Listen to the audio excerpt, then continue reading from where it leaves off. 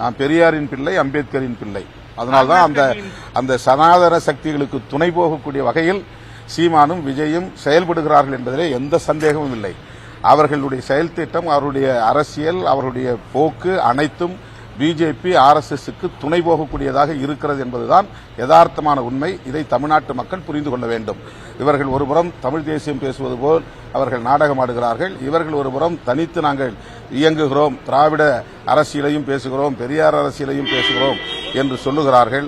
ஆனால் இதுவரையில் பிஜேபி பற்றியோ ஆர்எஸ்எஸ் பற்றியோ இதுபோன்ற சனாதன சக்திகளின் கிறிஸ்தவ மக்களுக்கு எதிரான தாக்குதலை பற்றியோ ஏதாவது விஜய் வாய் திறந்திருக்கிறாரா?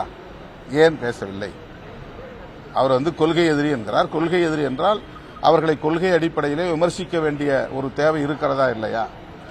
கண்டிக்க வேண்டிய நேரத்தில் கண்டிக்க வேண்டுமா இல்லையா? கண்டிக்க முடியாது. ஏனென்றால் அவர்களுக்கு இடையிலே அப்படி ஒரு உறவு இருக்கிறது என்பதுதான் உண்மை.